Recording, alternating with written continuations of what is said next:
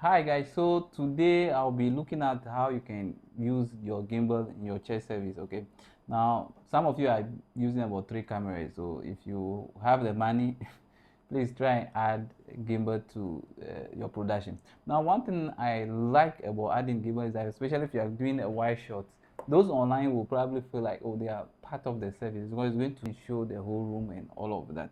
Okay, so I'm going to show you how I have always been able to achieve that. But before then, I have these transmitters. Okay, I've been showing you these transmitters. Now these ones custom uh, took these ones and I have to pay 46% on them. Okay, the booth boss. So yeah, it's 3,500. So if you need it, get in touch with me. That's what I've been using for most of my production.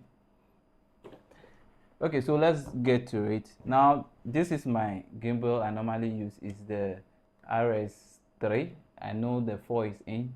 I'm praying I will get it to come and show you.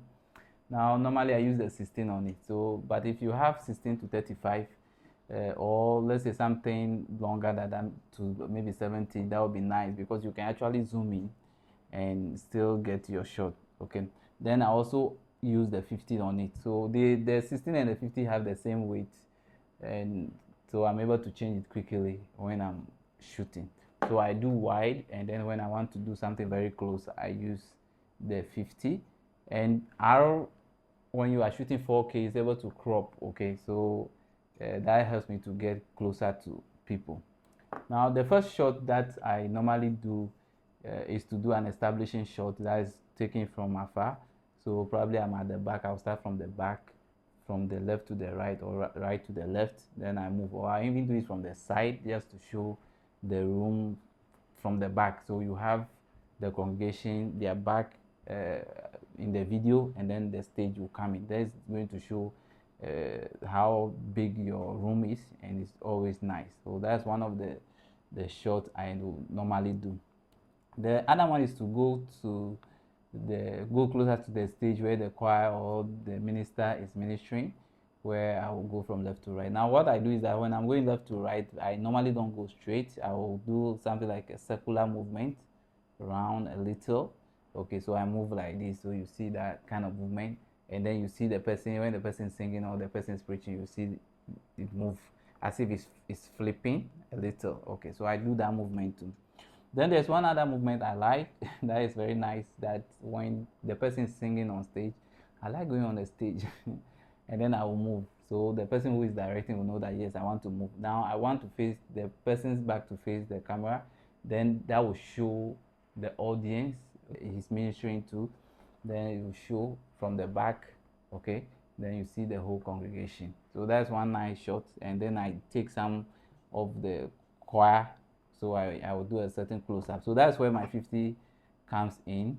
I wanted to show a video where I did use the 50 because sometimes I use the 50, I get close to the person singing, then I do that movement. The thing is, you have to be very stable. You make sure it's very stable. Everybody's going to be watching it. One thing it's going to do is to make the whole room look very big, especially if you are using the wide. It has a very nice effect, so those online will be enjoying it. I know a lot of churches use main camera, so they are doing the head to the feet, they are doing the close-up. If they are using 3 cameras, one will be on the left, one will be on the right. Yeah, but I think if you include a gimbal and a wide angle, you should be able to get some nice shots. Now one other angle that I'm able to do more time is when I go to the gallery. Okay, so our church is big, we have a gallery, so I take from the gallery, I move from the left to the right, go in, and then I will return and do that kind of shots. Okay, then I also have the ability to take closer shots, so that is where my 50 comes in. I can go and take closer shots, but I will do movement. And I've forgotten one movement. That is one movement I do. That one I put the gimbal on the stand, the light stand. Then I can get that level, okay, like a crane. So I can move in and move out. And then I can move. Okay, so that one is like the gimbal is elevated. It gives you that crane-like shot. Okay, so it's very good if you can incorporate a gimbal into your production. It's going to bring a lot of difference. Those of you who have a screen in your room, you have congregation, the room is dark. Just imagine having a gimbal at the back and then moving and all of that. And if you have enough money after buying the gimbal, you can look at the jib arm, that is the crane, and you can also add that to your production. Okay, that is also one nice equipment that can also help you to bring beauty to your production. Okay, so that is it for the gimbal. I will do other videos and show you some of the camera angles that you can bring into your production, but basically that's what I do. When people are dancing, I want to capture how they are moving and all of that. Okay, so it makes it look so nice. There's flexibility, is very smooth and all of that. Okay, so that is for my gimbal movement.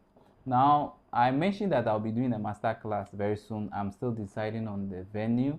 We want to do it big, so we are going to be inviting all churches, all church media. We will have people to speak to us, and we will divide ourselves into the various units. Okay, so there will be photography, there will be live streaming, there will be graphic design, all of that. If we are not able to do everything for the 2 or the 1 day, we'll probably continue the rest online. Okay, so you can go to my bio, you click on it, it will take you to a link tree. Look for church media masterclass WhatsApp page. So just join the page. Okay, when we have an update, we'll be leaving the update there. It will be a very nice program because we will invite a lot of resource persons to be at this conference or master class to teach you. Okay, so yeah, I wish you all the best.